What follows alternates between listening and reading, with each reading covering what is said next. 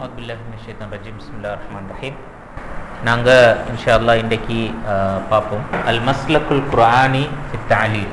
இந்த தஅலீல் என்று சொல்கிற விஷயம் குர்ஆனுடைய அணுகுமுறை எப்படி காணப்பட்டு இருக்கின்றது என்று சொல்கிறது சம்பந்தமாக சில கருத்துக்களை நாங்கள் பரிமாறிக்கொள்வோம். குர்ஆனை பொறுத்தவரையில் சட்டங்களை பேசுகிறதாக இருந்தாலும் சரி, அல்லது வரலாறை பேசுகிறதாக இருந்தாலும் சரி, அல்லது அகீதாவை பேசுகிறதாக இருந்தாலும் சரி, அஹ்லாக்கை பேசுகிறதாக இருந்தாலும் சரி, எந்த விஷயத்தை பேசுகிறதுக்கும் குர்ஆன் கையாண்டு இருக்கின்ற வழிமுறை ஒரே வகையான வழிமுறை தான். அகீதாவை பேசுகிறதுக்கும் குர்ஆன் ஒரு மெத்தடை கையாண்டு இருக்கிறது.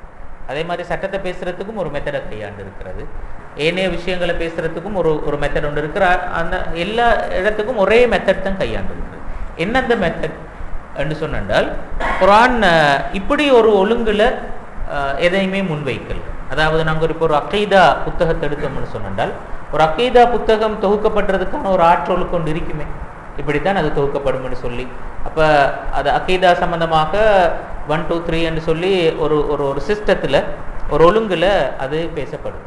ஒரு அகீதா துறை சார்ந்த ஒரு அறிஞர் எப்படி அதை எழுதுவார், அகீதாண்டா என்னோட வரைவிலக்கணம் சொல்லுவார், அதோட ஒழுங்குகளை சொல்லுவார், ஆதாரத்தை சொல்லுவார், அதோட நோக்கங்களை சொல்லுவார், அதோட வகைப்பாடுகளை சொல்லுவார். இப்படி அது ஒரு விஷயத்தில் கருத்தை சொல்வதற்கான இயல்பாக பின்பற்றப்படுகின்ற ஒரு ஒழுங்கு. அது அந்த ஒழுங்குல குர்ஆன் எந்த கருத்தையும் பேசல. குர்ஆன் பேசுகின்ற சட்டங்கள் என்று சொல்லி நாங்கள் எடுத்து பார்த்தோம்னு சொன்னால், சட்டம் என்று சொன்னால் என்ன, அப்படி ஒரு ஒழுங்குல குர்ஆன் எங்கேயுமே எந்த சூறாவிலையும் அப்படி பேசினத்தை நாங்கள் பார்க்கறதுக்கு இல்லை. அப்போ இது குர்ஆன்ல நாங்கள் பொதுவாக அவதானிக்கின்ற உண்மை. குர்ஆன் எல்லா சிந்தனைகளையும் பேசி இருக்கிறது, எல்லா விடயங்களையும் உள்ளடக்கி இருக்கின்றது. அதாவது திபியான லிகுல்லி ஷை என்று சொல்கின்ற அந்த அடிப்படை ஈமான் எங்களிடத்தில் இருக்கிறது. அதில் எந்த பிரச்சனையும் இல்லை.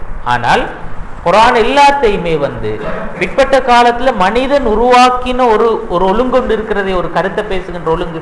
அது பிற்பட்ட காலத்துல மனிதன் உருவாக்கின, அவனுடைய மூளை உருவாக்கின ஒரு ஒழுங்கு. இப்போ மனித மூளை உருவாக்கின ஒழுங்கில் அல்ல குர்ஆன் ஒரு கருத்தை சிந்தனையை முன்வைக்கிறது. இப்போ குர்ஆன் நூலுருப்படுத்தப்பட்டு தானே ஒரு நூலாகத்தான் இருக்கிறது.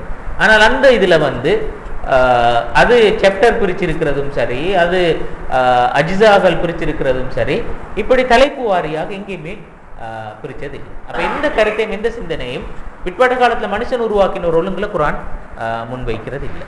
அப்ப இது நாங்க குர்ஆனை பத்தி அல்லது இந்த விஷயத்தை பேசுற நேரத்தில் முதலாக விளங்கிக் கொள்ள வேண்டிய ஒரு உண்மை. சட்டம் என்று சொல்லுகின்ற கருத்தை நாங்க எடுத்து பார்த்தா, சட்ட புத்தகங்கள்ல சொல்லப்பட்டிருக்கிற ஒழுங்கு குர்ஆன்ல நாங்க காண்றதுக்கு இல்லை. அதுலேயும் குறிப்பாக ஒரு விஷயம் என்னென்றால், குர்ஆன் ஒவ்வொரு மஸ்அலாவுக்குமான ஹுக்கும் ஷர்ஈ என்ன என்று சொல்றத அப்படி சர்தன் சொல்லி கொண்டு போய்த்திருக்கிறதுவா, அப்படி ஒரு ஓர்டராக சொல்லி கொண்டு போய்த்திருக்கிறது. அதாவது இந்த விஷயம் அது ஹராம், இது ஹலால், இது வாஜிப், இது மந்தூப், இது முபாஹ் என்று சொல்ற மாதிரி அப்படி ஒவ்வொன்றுக்குமான ஹுக்ம சொல்லிட்டு போய்த்திருக்கு சொன்னால், அப்படி ஒரு ஒழுங்கையும் நாங்கள் குர்ஆன்ல காணலாம். குர்ஆன் நேரடியாக சட்டங்களை முழுமையாக சொல்லவே இல்லை என்று சொல்வதற்கு இல்லை. சில இடங்களில் சட்டங்களை நேரடியாக சொல்லி இருக்கிறது மிகவும் குறைவாக. ஆனால் குர்ஆன் சட்டங்களை சொன்ன மிக முக்கியமான அணுகுமுறை என்ன என்றால், அதாவது இந்த அணுகுமுறை தான், தஅலீல் என்று சொல்ற அணுகுமுறை தான். அப்ப குர்ஆன் சட்டம் ஒன்றை நேரடியாக சொல்வதற்கு பகரமாக சட்டத்துக்கான காரணத்தை வலியுறுத்துதல் என்று சொல்றது தான் குர்ஆன் சட்டம் சொல்வதற்கு பயன்படுத்தின ஆக முக்கியமான அணுகுமுறை. அது அந்த தஅலீல், அது மஸ்லஹி வடிவத்திலே இருக்க முடியும், கியாசி வடிவத்திலே இருக்க முடியும், எந்த வடிவத்தில் இருந்தாலும் இருக்க முடியும். எப்படியோ ஒரு சட்டத்துக்கான நியாயம் என்ன, நோக்கம் என்ன, பின்புலம் என்ன, அந்த விடயத்தை வலியுறுத்துதல் என்று சொல்றது தான் குர்ஆனுடைய அடிப்படையான அணுகுமுறையாக இருந்திருக்கிறது. அப்ப அதனூடாக சொல்ல வருகின்ற விஷயம் என்னென்றால், நாங்கள் சொல்லுவோம் அல் அஷ்பாஹ் வன் நதாயிர் என்று சொல்ற, அல்லது அல் மஸிலியாத், அதாவது ஒன்று போன்ற விஷயங்களை நாங்க எப்படி கையாளும், ஒரே மாதிரி இருக்கிற விஷயங்களை நாங்க எப்படி கையாளும். அப்ப இங்க எங்களுக்கு ஒரு காரணம் சொல்லி இருக்கிறோம், ஒரு பொது காரணம் ஒன்று தந்திருக்கிறது. குர்ஆன் ஒரு சட்டத்தை சொல்லி அதற்கான காரணத்தையும் சொல்லி வைத்திருக்கிறது. அப்ப அங்க அந்த அந்த அந்த காரணத்தை நாங்க குர்ஆன் சொல்றதனுடைய நோக்கம் என்ன என்றால், இது போன்ற விஷயங்கள்ல நீங்க இதே மாதிரி நடந்து கொள்ளுங்கள் என்று சொல்ற ஒரு மெசேஜ் ஒன்று தான் அங்க சொல்லப்பட்டதை நாங்க பார்க்கணும். இப்ப குர்ஆன் சட்டம் சொல்வதனுடைய மிக அடிப்படையான அணுகுமுறை நாங்க சொல்லுவோம், சட்டத்துக்கான அந்த காரணம் என்ன, அந்த தலீல முன்வைத்தல் என்று சொல்றது குர்ஆனுடைய மிக முக்கியமான ஒரு அணுகுமுறையாக நாங்க காணலாம். அப்ப நாங்க விளங்குறோம் என்றால், குர்ஆன் தலீல கையாளுகின்ற முறை என்ன என்று சொல்ற நேரத்தில் அப்ப நாங்க சொல்ற முக்கியமான மெசேஜ் என்னென்றால், குர்ஆன் சட்டத்தை சொல்லுதல் என்று சொல்றதுல மிக பிரதானமாக எந்த அணுகுமுறையை கையாள்கிறது என்றால், அது ஒவ்வொரு விவகாரத்துக்குமான நேரடியான தனித்தனியான சட்டங்களை சொல்லுகின்ற அணுகுமுறையை குர்ஆன் கடைபிடிக்கல. சுன்னா ஒப்பற்ற ரீதியில குர்ஆனை விட கூட அப்படி கடைபிடிச்சிருக்கிறது. நேரடியாக பத்துவா சொல்லுகின்ற அணுகுமுறையை சுன்னா கடைபிடித்திருக்கிறது. ஆனால் நேரடியாக பத்துவா சொல்லுகின்ற அணுகுமுறையை குர்ஆன் கடைபிடிக்கல. பத்துவா சொல்வதற்கான அடிப்படை என்ன என்பதைத்தான் குர்ஆன் முன்வைத்திருக்கிறது. அந்த அடிப்படை அதுதான் நாங்க சொல்லுவோம் தலீல் என்று சொல்கின்ற விஷயம். தலீல முன்வைத்தல் என்று சொல்றதிலேயும் கூட குர்ஆன் ஒரே வகையான அணுகுமுறையை கையாளல். அதிலே தலீல் ஒன்று எப்படி முன்வைக்கப்பட வேண்டும் என்று சொல்றதுல குர்ஆன் வித்தியாசமான பல அணுகுமுறைகளை கையாண்டது. ஒரு சட்டத்துக்கான காரணம் என்ன என்று சொல்றதை பற்றி பேசுகின்றன, அல்லது நோக்கம் என்ன அல்லது பின்புலம் என்ன என்று சொல்றதை பேசுறதுல குர்ஆன் வித்தியாசமான பல அணுகுமுறையை கையாண்டு இருக்கிறத நாங்க பார்க்கலாம். அப்ப அந்த அணுகுமுறைகள் கிட்டத்தட்ட நாங்க அதை எல்லாம் ஒரு சாராம்சப்படுத்தி பார்த்தால் ஒரு 4 அல்லது 5 வகையான அணுகுமுறைகளை பற்றி குர்ஆன் பேசியிருக்கிறத நாங்க பார்க்கலாம். முதலாவது அணுகுமுறையை பாருங்க. யக்ரு வஸ்ஃபன் முரத்தபன் அலைஹி ஹுக்முன் பிஹைத் யதூருல் ஹுக்ம் மஅ தாலிகல் வஸ்ஃப் ஐனமா உஜித். குர்ஆன் ஒரு காரணியை சொல்லி அந்த காரணியினுடைய விளைவாக ஒரு சட்டம் ஒன்று வருகிறது என்று சொல்கிறது. அந்த சட்டம் அந்த குறிப்பிட்ட காரணி இருக்கின்ற சந்தர்ப்பத்தில் எல்லாம் அதே சட்டம் காணப்படும் என்று சொல்கின்ற அந்த கருத்தை குறிக்கின்ற வகையில அந்த காரணம் குறிப்பிடுதல் என்பது அமைந்திருக்கு. அப்ப அங்க தெளிவாக ஒரு விஷயம் விளங்குது என்றால், அந்த காரணம் இருக்கின்ற போதெல்லாம் அதே சட்டம் தான் காணப்படும் என்று சொல்கின்ற அந்த அந்த கருத்தை குறிக்கின்ற வகையிலேயே அந்த காரணத்தை குறிப்பிடுதல் என்று சொல்றது அமைஞ்சிருக்கு. உதாரணமாக மிச்சம் தெளிவாக இந்த வசனங்கள், அஸ்ஸானியத்து வஸ்ஸானி ஃபஜ்லிது குல்ல வாஹிதும் மின்ஹுமா மிஅத்து ஜல்தா என்று சொல்கின்ற அந்த வசனம். இப்ப இந்த வசனத்துல அதாவது ஹுக்ம் என்ன, அதாவது மிஅத்து ஜல்தா என்று சொல்றது தான். இதற்குரிய காரணமாக குர்ஆன் சொன்ன வஸ்ஃப் என்ன, ஜினா என்று சொல்றது. அப்ப இதனோட இப்ப இந்த வஸ்ஃபினுடைய விளைவாக வருகின்ற ஒரு சட்டத்தை சொல்லி அப்படி சொல்றதனூடாகவும் எங்களுக்கு இயல்பாகவே விளங்கும் இந்த ஹுக்கும் இந்த காரணத்தோடு சம்பந்தப்பட்டது தான். அதாவது இந்த காரணம் இருக்கின்ற நேரம் எல்லாம் இதே ஹுக்கும் கண்டிப்பாக இருக்கும், இதே ஹுக்கும் கண்டிப்பாக இருக்கும் என்று சொல்றத அந்த வசனமே காட்டி கொடுக்கும். அந்த வடிவத்தில் குர்ஆன் அந்த காரணத்தை முன்வைத்திருக்கும். அஸ்ஸானியத்து வஸ்ஸானி ஃபஜ்லிது குல்ல வாஹிதும் மின்ஹுமா மிஅத்து ஜல்தா. அப்ப இங்கே நேரடியாக ஒரு ஹுக்கும் சொல்வது போலவே தான் இருக்கும். ஆனாலும் உண்மையிலே அது நாங்க பார்த்தோம்னு அது ஒரு தலீல் தான். குர்ஆன் ஜினா என்று சொல்ற ஒரு காரணத்தை சொல்கிறது. அந்த காரணம் இருக்கின்ற சந்தர்ப்பங்களில் எல்லாம் அதே சட்டம் அங்க மிஅத்து ஜல்தா என்று சொல்கின்ற அந்த சட்டம் அமுலில் இருக்கும் என்று சொல்றது. இப்ப அதே போல உதாரணமாக வஸ்ஸாரிகு வஸ்ஸாரிகத்து ஃபக்தஉ ஐதியஹுமா ஜஸாஅம் பிமா கஸபா நகாலம் மினல்லாஹ் என்று சொல்லி வருகின்ற அந்த வசனம். அதாவது திருடுகின்ற ஆணும் பெண்ணும் வஸ்ஸாரிகு வஸ்ஸாரிகத்து. அப்ப அங்க வஸ்ஃப் என்ன, அஸ்ஸரிகா என்று சொல்றதுதான் வஸ்ஃப். அப்ப அந்த வஸ்ஃப் இருந்தால் ஃபக்தஉ ஐதியஹுமா, அங்க கை வெட்டப்படுதல் என்று சொல்றதுதான் ஹுக்கும் ஷர்ஈ. அப்ப அங்க தெளிவாக அந்த ஹுக்கும் ஷர்ஈ அந்த காரணம் இருக்கின்ற பொழுது அந்த சட்டம் வர வேண்டும் என்று சொல்றது சொல்லப்படுறதை நாங்க பார்க்கலாம். அதே போல இந்த வசனத்தை பாருங்க, வஇதா தரப்தும் ஃபில் அர்தி ஃபலைஸ அலைக்கும் ஜுனாஹுன் அன் தக்ஸுரு மினஸ் ஸலாத். இப்போ இங்க ஹுக்கும் ஷர்ஈ அல் கஸ்ர், தொழுகையை சுருக்கி தொழுதல் என்று சொல்ற அந்த விஷயம். இப்ப அதுக்கு குர்ஆன் சொன்ன வஸ்ஃப் என்ன? அத்பர்ப் ஃபில் அர்த், அதாவது அஸ்ஸஃபர், பிரயாணம் என்று சொல்ற விஷயம். இப்ப வஇதா தரப்தும் ஃபில் அர்தி ஃபலைஸ அலைக்கும் ஜுனாஹ், உங்களுக்கு எந்த குற்றமும் இல்லை நீங்க இப்படி செய்தல் என்று சொல்றீங்க. அப்ப அங்க அத்பர்ப் ஃபில் அர்த் என்று சொல்றது வஸ்ஃப், கஸ்ரு ஸலாத் என்று சொல்றது ஹுக்கும் ஷர்ஈ. அப்ப அங்க அந்த தர்ப் ஃபில் அர்த் என்று சொல்ற வஸ்ஃப் எங்கெல்லாம் இருக்கின்றதுவோ அங்க கஸ்ரு ஸலாத் என்று சொல்ற அந்த சட்டம் வருகிறது என்று சொல்றது. இது முதலாவது பகுதி. அடுத்தது இரண்டாவது அணுகுமுறை. யذ்குரு மஅல் ஹுக்மி சபபஹு மக்ரூனன் பிஹர்ஃபி ஸபபிய்யா முகத்திமன் அவ் முஅக்கிரன். குர்ஆன் சட்டத்தை சொல்லும், சட்டத்தை சொல்றதோட சேர்த்து சட்டத்துக்கான காரணத்தையும் சொல்லும். ஆனால் அது மக்ரூனன் பிஹர்ஃபி ஸபபிய்யா, இலக்கணத்துல நஹ்வுல படிச்சிருப்பீங்க. அதாவது சில எழுத்துக்கள் இருக்கும் ஒரு குறித்த விஷயத்தினுடைய காரணத்தை குறிக்கக்கூடிய இடைச்சொல்லாக அது பயன்படுத்தப்படும்.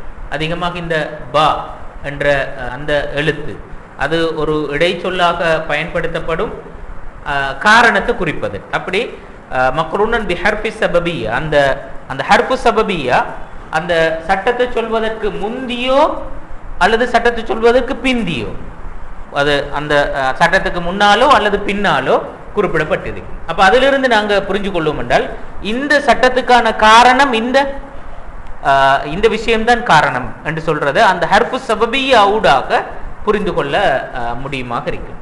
உதாரணமாக குர்ஆன்ல வருகின்ற இந்த வசனம், உதின லில்லதீன யுகாத்திலூன பிஅன்னஹும் ஸுலிமு, போராடுகின்றவர்களுக்கு அனுமதி வழங்கப்பட்டிருக்கிறது. அதாவது போராடுவதற்கான அனுமதி வழங்கப்பட்டிருக்கிறது. அப்ப போராடுவதற்கான அனுமதி வழங்கப்பட்டிருக்கிறது பட்டது என்று சொல்றதுதான் ஹுக்கும். இந்த ஹுக்குமுக்கான சபப் என்ன? பிஅன்னஹும் ஸுலிமு, ஏன் போராடுறதுக்கான பெர்மிஷன் இருக்கு? நீங்க எப்ப ஆயுதம் தூக்கலாம் அல்லது எப்ப கிதால் என்று சொல்ற விஷயத்தை நோக்கி நீங்க போகலாம்?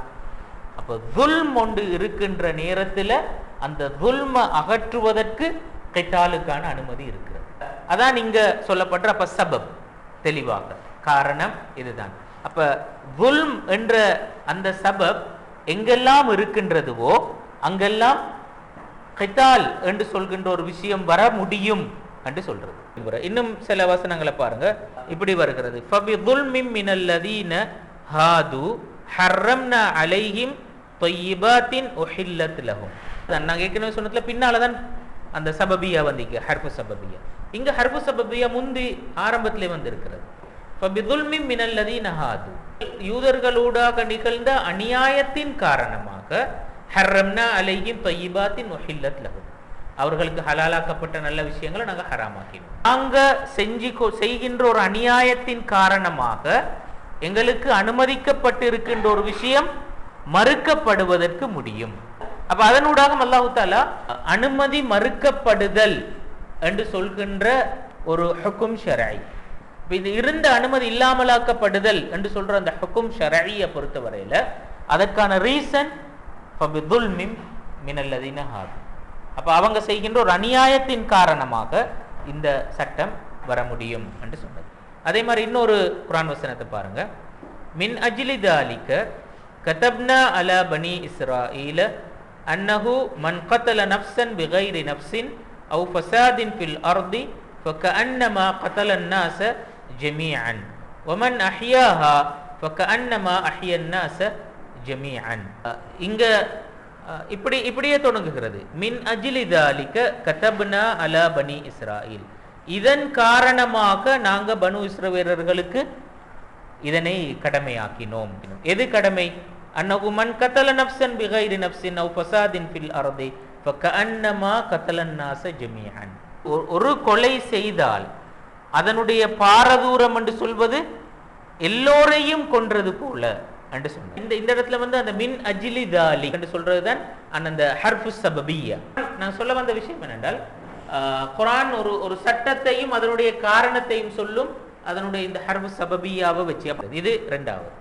மூன்றாவது, யஅ்முரு பிஷைஇன் வயுர்திஃபுஹு பிவஸ்ஃபிஹி பிஅன்னஹு அத்ஹர் அவ் அஸ்கா. அதாவது அல்லாஹ் தஆலா ஒரு விஷயத்தை ஏவிட்டு அதனோட சேர்த்து ஒரு வஸ்பொண்ட சொல்லுவான். அப்படி செய்வது தான் மிச்சம் தூய்மையானது, சுத்தமானது என்று சொல்கின்ற மாதிரி ஒரு வஸ்பொண்ட சொல்லுவான். அந்த விஷயத்துல நாங்கள் விளங்குறோம் என்னென்றால், இந்த விஷயத்தை அல்லாஹ் தஆலா ஏன் ஏவினான் என்று சொல்றால் இந்த வஸ்புக்காகத்தான், இந்த காரணத்துக்காகத்தான் அல்லாஹ் தஆலா இந்த விஷயத்தை ஏவி இருக்கின்றான் என்று சொல்கின்ற அந்த தஅலீல நாங்க அதிலிருந்து புரிஞ்சு கொள்ள முடியும். உதாரணமாக குல்லில் முஃமினீன யகுது மின் அப்சாரிஹிம் வயஹ்ஃபது ஃபுரூஜஹும் ذلك அஸ்கா லஹும். முஃமின்களுக்கு நீங்க சொல்லுங்க தங்களோட பார்வைகளை தாழ்த்தி கொள்ளுமாறு சொல்லுங்கள். வயஹ்ஃபது ஃபுரூஜஹும் தங்களுடைய கற்பை பாதுகாத்துக் கொள்ளுமாறு சொல்லுங்கள் என்று சொல்லிட்டு, அப்ப இங்க பார்வையை தாழ்த்துதல் என்று சொல்றதும் கற்பை பாதுகாத்தல் என்று சொல்றதையும் ஒரு அம்ராக அல்லாஹு தஆலா சொல்றான். அந்த அம்ருக்கு பிறகு சொல்ற ذلك அஸ்கா லஹும், இது அவர்களுக்கு தூய்மையானதாக இருக்கும், அல்லது அவர்களை மிகவும் சுத்தப்படுத்தக்கூடிய தூய்மைப்படுத்தக்கூடிய ஒரு விஷயம் ஒன்றாக இருக்கும் என்று சொல்லி. அப்ப இங்க நாங்க காண்றோம் என்றால், ஏன் பார்வை தாழ்த்தப்படணும், ஏன் கற்பு பாதுகாக்கப்படணும் என்று சொன்னால், இஸ்லாம் எதிர்பார்க்கிற ஒரு விஷயம் இருக்கிற இந்த தஸ்கியா என்று சொல்ற விஷயம், சுத்தம் தூய்மை என்று சொல்றது. அப்ப பார்வையை தாழ்த்தாமை என்று சொல்றதும் கற்பை பாதுகாக்காமை என்று சொல்றதும் ஒரு மனிதனுடைய சுத்தமான பர்சனாலிட்டியை அவனோட பர்சனாலிட்டியில் உள்ள அந்த சுத்தம் என்று சொல்கின்ற விஷயம் அதனை இல்லாம செஞ்சிடும், அந்த பண்பை இல்லாம செஞ்சிடும். அப்ப ஒரு மனிதனை உருவாக்குறதுல இஸ்லாம் இதனையும் ஒரு முக்கியமான அந்த பர்சனாலிட்டியினுடைய ஒரு வெளிவாக கொண்டு வந்திருக்கிறது. சுத்தம் என்ற அந்த சொற்பிரயோகம் அல்லது தூய்மை என்று சொல்கின்ற அந்த சொற்பிரயோகம் அந்த பயன்படுத்தப்பட்டால் நாங்க விளங்குகின்ற விஷயம் என்ன, உண்மையிலே அதுல ஒருத்தருடைய அந்த மோரல், அந்த ஒழுக்கம் என்று சொல்கின்ற விஷயம் தான். ஏனென்றால் அது இன்றைக்கு சாதாரணமாக இன்னமும் அது அந்த விஷயம் ஒரு பர்சனாலிட்டியை பொறுத்தவரையில முழுக்க மறுக்கப்படல. ஒரு சாதாரண தனி மனுஷன் வாழ்க்கையில, பொதுமகனுடைய வாழ்க்கையில அதை ஒரு முக்கியமான வெளிவாக சில வேலை இன்றைக்கு உலகம் பார்க்கறல்ல, அது அப்படி இல்லாம கொண்டு போகுது. ஆனா இன்னமும் இப்ப நாங்க போய் பார்த்தோம்னு சொன்னால், இப்ப அதாவது பதவிகள் இருக்கின்றவர்களை பொறுத்தவரையில அப்படியான ஒரு விஷயம் அது ஒரு இஷ்யூவா தான் இருக்கு. அதாவது ஒரு காலத்துல அமெரிக்காட ஜனாதிபதியா பில் கிளின்டன் இருந்த நேரத்தில் அவனுக்கு வந்த குற்றச்சாட்டு, இந்த பெரிய இடங்கள்ல இருக்கிற ஆட்களுக்கு அந்த குற்றச்சாட்டு வந்த உடனே அது அவங்களோட பதவியையும் இல்லாம செய்கின்ற இடத்துக்கு வரும். அப்ப அவங்க பார்க்கிறாங்க, இந்த போஸ்ட்ல இருக்கிற ஒரு ஆளுடைய இந்த விஷயத்துல இந்த ஒழுக்கம் இந்த வெளியோட தான் நீக்கணும், அது சுத்தமா இருக்கணும் அப்படின்னு சொல்லி பார்க்குறாங்க. ஆனா அதே ஆள் ஒரு சராசரி மனுஷனா இருந்தா அது ப்ராப்ளம் இல்லை என்று சொல்ற இன்றைக்கு உலகத்துல அது எப்படி பார்க்கப்படுறேன்னு சொல்றேன். சராசரி மனுஷனுக்கு அது ஒரு வேல்யூ இல்லை, ஆனா அந்த போஸ்ட்ல உள்ள ஒரு ஆளுக்கு அது ஒரு வேல்யூ என்று சொல்ற ஒரு விஷயம் இருக்கு. ஆனா இஸ்லாம் சொல்றது என்றால், மனிதன் என்று சொன்னாலே அவன் எந்த நிலைமையில் இருந்தாலும் அது ஒரு வேல்யூ, அந்த வேல்யூ ஒரு மனுஷன் லைஃப்ல இருக்கும். அதை பாதிக்கிற விஷயம் தான் என்ன, இந்த காரணிகள். அப்ப அதனால இந்த சட்டம் ஏன் சொல்லப்படுகிற என்றால், இந்த வேல்யூக்காக அல்லது இந்த நியாயத்துக்காக சொல்லப்படுற. அப்ப நாங்க சொல்லுவோம் என்றால், இந்த வேல்யூவை பாதிக்கக்கூடிய எல்லா விஷயங்களும் தடுக்கப்படும் என்று சொல்றது. இந்த வெளிவை பாதிக்கக்கூடிய பார்வை, இந்த வெளிவை பாதிக்கும் சொன்னா பார்வை தடுக்கப்படுகிறது. இன்னொரு விஷயம், இந்த வெளிவை பாதிக்கும் அது தடுக்கப்படுகிறது. இப்படி இந்த வெளிவை பாதிக்கக்கூடிய எல்லா விஷயங்களும் தடுக்கப்படும் என்று சொல்ற விஷயம் தானே. அதுதான் இந்த இதுல நாங்க காணுகின்ற கருத்து. இப்ப இன்னொரு குர்ஆன் வசனத்தை பாருங்க, அதே மாதிரியான கருத்தை சொல்கிறது. وَإِذَا سَأَلْتُمُوهُنَّ مَتَاعًا فَاسْأَلُوهُنَّ مِنْ وَرَاءِ حِجَابٍ ذَلِكَ أَطْهَرُ لِقُلُوبِكُمْ وَقُلُوبِهِنَّ என்று சொன்னார். அதாவது இது மனைவிமார், ரசூல் ஸல்லல்லாஹு அலைஹி வஸல்லம் அவர்களுடைய மனைவிமார்களை பற்றி அவர்களோட எப்படி நடந்து கொள்ளணும் சஹாபாக்கள் என்று சொல்ற அந்த கருத்தை பேசுற மாதிரி இந்த வசனங்கள் வந்திருக்கின்றன.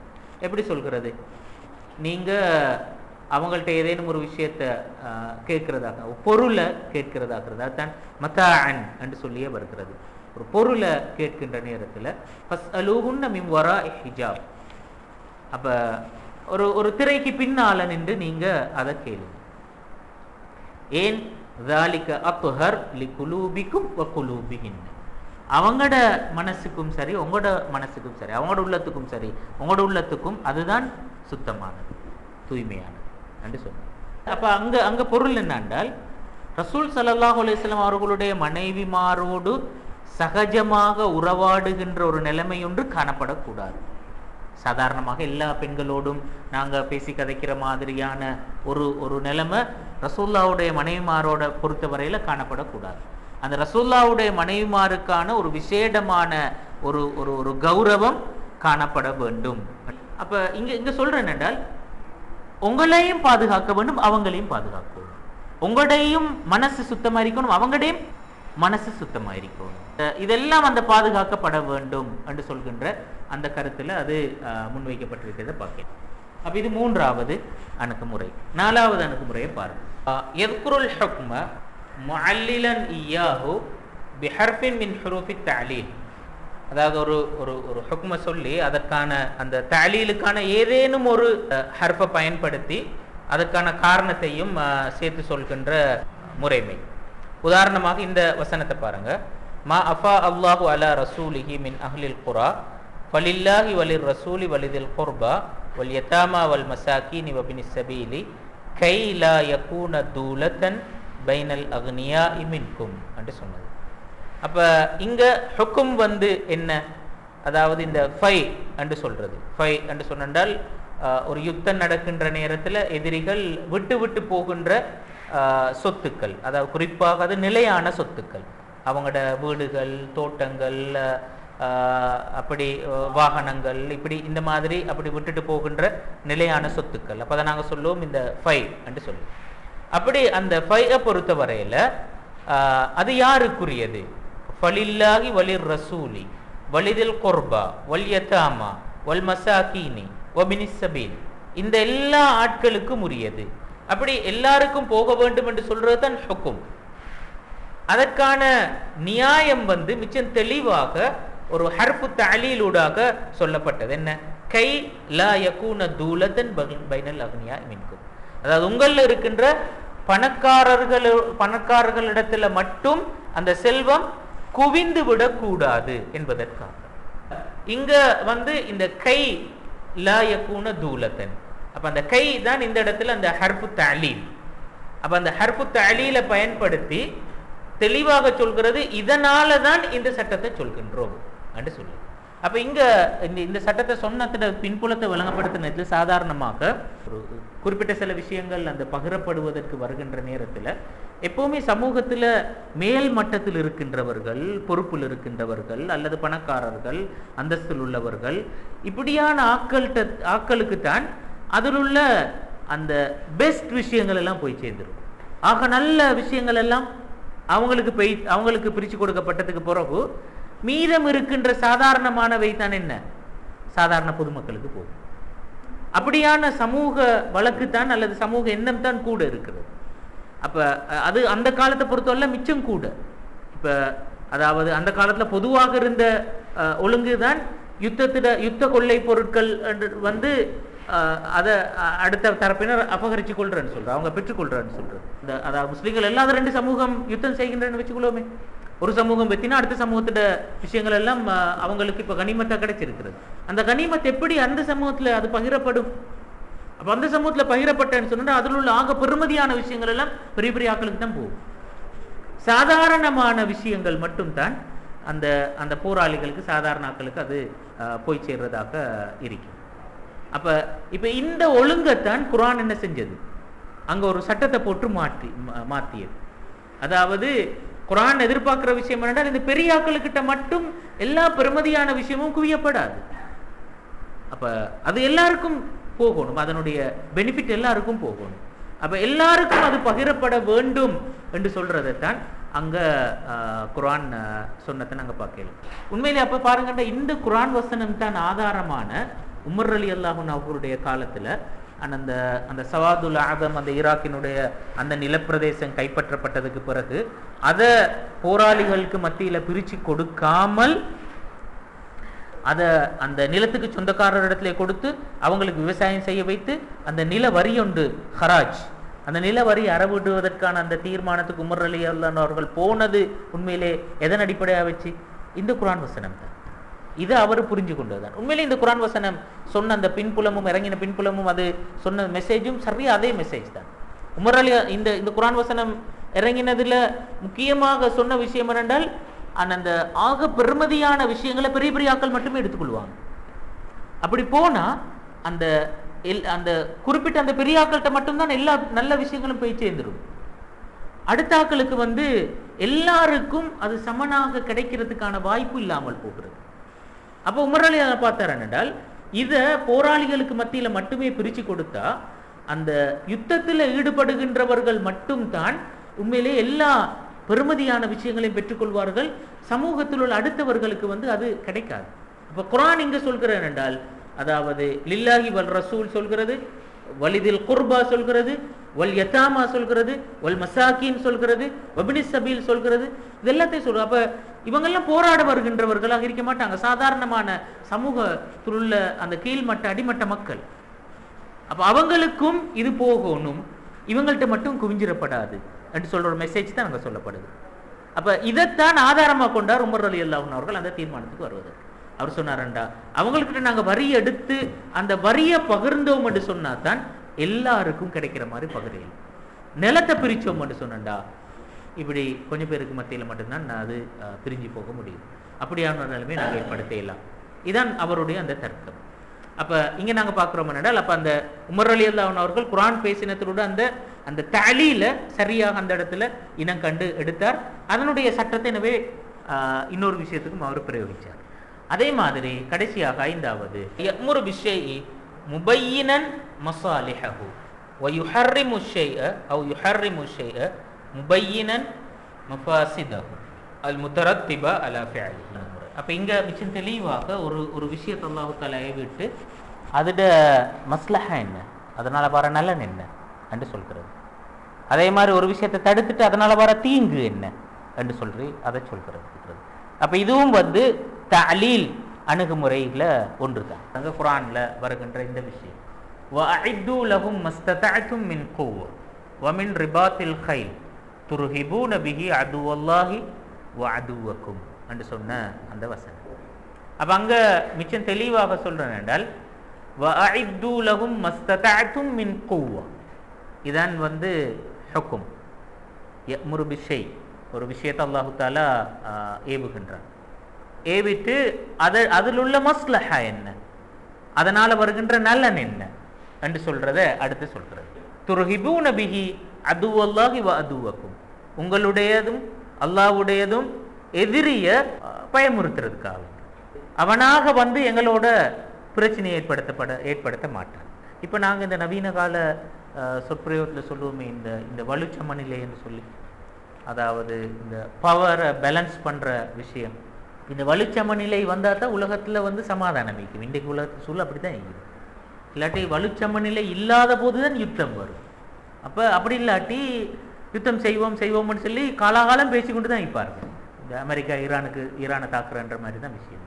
அந்த வலுச்சமநிலை ஒன்று இருக்கின்ற நேரத்தில் ஒரு சமாதானம் ஒன்று இருக்கும், முருகல் இருக்கும், உள்ளுக்குள்ளால புகஞ்சு கொண்டு இருக்கும், யாரும் கையோக மாட்டாங்க. அப்போ அந்த விஷயம்தான் இங்கே குர்ஆன் சொல்கிறது. என்றால் நீங்கள் உங்களோட பலத்தை மேக்சிமம் கூட்டிக் கொள்ளுங்க. உங்களோட பலத்தை நீங்கள் ஏன் மேக்சிமம் கூட்டிக் கொள்ளணும் என்றால், உங்களோட யாரும் பிரச்சனைக்கு வரமாட்டாங்க, உங்களோட மோதுவதற்கு பயப்படுவாங்க. அப்போ இங்கே பாருங்க தெளிவாக அதோட மஸ்லஹா என்ன, ஏன் நீங்கள் இது பண்ணணும், மஸ்லஹா என்ன. வெறுமனே உங்களை பாதுகாத்து கொள்றதுக்கான விஷயம் இல்லை.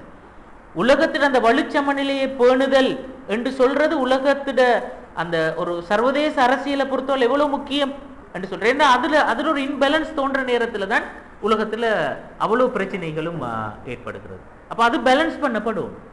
அது பேலன்ஸ் படுகின்ற அளவுக்கு இஸ்லாத்தினுடைய மிஷன் ஒர்க் அவுட் ஆகும். அது பேலன்ஸ் இல்லாமல் போகிற நேரத்தில் இஸ்லாத்தினுடைய மிஷன் ஃபெயிலியர் ஆகிறதுக்கான வாய்ப்பு. அப்போ அந்த மஸ்லஹாவை தான் இங்க குர்ஆன் சொல்கிறது வழங்க. அப்ப அதே மாதிரி இந்த வசனத்தை பாருங்க, வலா தசுப்புல்லதீன யதுஊன மின் தூனில்லாஹி ஃபயசுப்புல்லாஹ அத்வன் பிகைரி இல்மின். அது மிச்சம் தெளிவாக அந்த மஃப்சதாவை விளங்கப்படுத்துகிறது. நீங்க இன்னொரு மதத்தை பின்பற்றுகின்றவர்களை நீங்க ஏசவானம், அவங்களோட மத நம்பிக்கையை நீங்க நிந்திக்க வானம், அந்த கடவுளர்களை நீங்க குறை சொல்ல வானம், பிழை சொல்ல வானம். ஏன் என்ன நடக்கும்டா, ஃபயசுப்புல்லாஹ அத்வன் பிகைரி இல்ம். அதன் காரணமாக என்ன நடக்கும் என்று சொன்னா, எங்கட கடவுளும் எங்கட மத நம்பிக்கையும் அது நிந்திக்கப்படும். அது நிந்திக்கப்படும் எப்படி? ஒரு விதமான அந்த எதிர்ப்புணர்வு ஒன்றுதான் அங்க வெளிப்படும். அதாவது எங்களை திட்டமிட்டு எதிர்க்கின்ற ஒரு நிலைமை ஒன்று அங்க தோன்றும். அப்ப குர்ஆன் மிச்சம் தெளிவா சொன்ன இது ஒரு மஃப்சதா. அப்ப அந்த மஃப்சதாவை அது அது அது ஏற்படும் என்பதனால நீங்க இந்த விஷயத்தை செய்ய வேண்டாம் என்று சொன்னோம். என்னடா சாதாரணமாக நாங்கள் பார்த்தோம்ன்ற ஒரு விஷயத்தை நீங்கள் விளங்கி கொள்ளணும் என்னண்டா, இப்போ இங்கே குர்ஆன் மறைமுகமாக ஒரு மெசேஜ் ஒன்று சொல்கிறது எங்களுக்கு. நாங்கள் சத்தியத்தில் இருக்கிறோம், இஸ்லாம் சத்தியமானது, எங்களோட மத நம்பிக்கை அல்லாஹ்வை நாங்கள் வணங்க வேண்டும் என்று சொல்றது தான் உலகத்தில் ஒரே சத்தியம் அதுதான். ஆனால் அது சத்தியம் என்று சொல்றதுனால மட்டும் அது ஜெயிக்க மாட்டாது. அது வெற்றி பெறணுமாக இருந்தால் மனிதன் அதை வெற்றி பெற செய்வதற்கான சரியான மூலோபாயத்தை பயன்படுத்தினா மட்டும்தான் அது வெற்றி பெறும், இல்லாட்டி அது வெற்றி பெற மாட்டாது. அப்ப நீங்க என்ன செய்யணும்னா, உலகத்துல இத அடுத்த மக்கள் ஏற்றுக்கொள்கின்ற வகையில இத கௌரவமா நீங்க அந்த எடுத்துட்டு போனீங்கன்னு சொன்னாதான், முன் வச்சீங்கன்னு சொன்னாதான் உங்களுக்கு இது அடுத்தவர்கள் ஏற்றுக்கொள்ற நிலைமைக்கு இது வரும். நீங்க என்ன செய்ய கூடாது, இதை சீப்பாக்கிற கூடாது, இந்த சத்தியத்தை சீப்பாக்கிற கூடாது. இந்த சத்தியம் எப்படி சீப்பா மாறும்? அவனுடைய மத உணர்வை தூண்டி விடுற நேரத்தில், அந்த நேரத்தில் அவன் பார்ப்பானண்டா எல்லாம் உண்டு தானே, எனக்கு ஒரு மத நம்பிக்கை, உனக்கு ஒரு மத நம்பிக்கை சமன், நானும் நீனும் சமன், என்ன மத நம்பிக்கை உன்னோட மத நம்பிக்கையும் சமன். அப்ப எங்கிட்ட சத்தியம் என்று சொல்றதனுடைய அந்த உயர் நிலைமை என்ன ஆட்டோமேட்டிக்காக கீழுக்கு வந்துடுது, பேலன்ஸ் சமனுக்கு வந்துடுது. அது சமனுக்கு வாரது மஃப்சதா.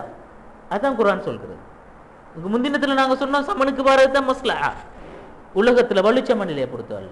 ஆனா அக்கீதா சத்தியம் என்று சொல்ற விஷயம், சத்தியமும் அசத்தியமும் சமனுக்கு வருதல் என்று சொல்றது, அப்படித்தான் எல்லாரும் அதை பார்க்கிறார்கள் என்று சொல்றது, அது ஒரு பெரிய மஃப்சதா.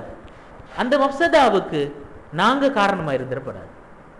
அப்ப எங்கட ஆட்டிடியூட் அந்த இடத்துக்கு கொண்டு சேர்க்குமே. அப்ப அதுதான் குர்ஆன் சொன்ன இந்த இடத்துக்கு, இந்த இதுல நாங்க அதை செஞ்சிடப்படாது. உங்களோட நம்பிக்கையை நீங்க என்ன எப்படி வச்சுக்கொள்ளுங்க, அதற்குரிய அந்த கௌரவத்தை இந்த உலகத்துல கொண்டு வாங்க. நீங்க அடுத்த மதங்களை மதிக்காமல் விடுதல் என்று சொல்றது, அடுத்த மதங்களுக்கு நீங்க எதிராக தொழிற்படுதல் என்று சொல்றது, உங்களோட மதத்துக்கு எதிரான ஒன்றை நீங்க கொண்டு வருகின்ற ஒரு விஷயம். அப்ப அது ஆட்டோமேட்டிக்காக கீழே போய்த்தரும், அது ஒரு உயர்நிலையிலிருந்து கீழே அந்த விஷயம் செய்யப்படாது. அப்ப அது ஒரு மஃப்சதா. அதைத்தான் நீங்க குர்ஆன் விளங்கப்படுத்துறத பார்க்கல. அதே மாதிரி இந்த குர்ஆன் வசனம் தெளிவான குர்ஆன் வசனம், இன்னமல் ஹம்ரு வல் மைசிரு வல் அன்சாபு வல் அஸ்லாமு ரிஜ்சுன் மின் அமலி ஷைத்தான் ஃபஜ்தனிபு. அப்ப லஅல்லக்கும் துஃப்லிஹூன், அது அந்த ஃபஜ்தனிபு வர அதுதான் ஹுக்கும் ஷரஈ, அது வரையில தான் வலஅல்லக்கும் துஃப்லிஹூன் என்று சொன்ன ஒரு மஸ்லஹா. அடுத்த பகுதி தான் உண்மையில் அந்த மஸ்லஹா பேசுற, இன்னமா யுரீது ஷைத்தான் அய்யூகிஅ பைனகுமுல் அதாவத வல் பக்தாஅ ஃபில் ஹம்ரி வல் மைசிரி வயசுத்தகும் அன் திக்ரில்லாஹ் வ அனிஸ் ஸலாத் ஃபஹல் அன்தும் முன்தஹூன். அப்ப இந்த எல்லா மஃப்சதாவும் அதுல நடக்கும், எல்லா மஃப்சதாவும் நடக்கும். என்ன அதாவது அல் அதாவ பக்தா என்று சொல்ற விஷயத்தை ஷைத்தான் எங்களுக்கு மத்தியில் ஏற்படுத்திடுவான்.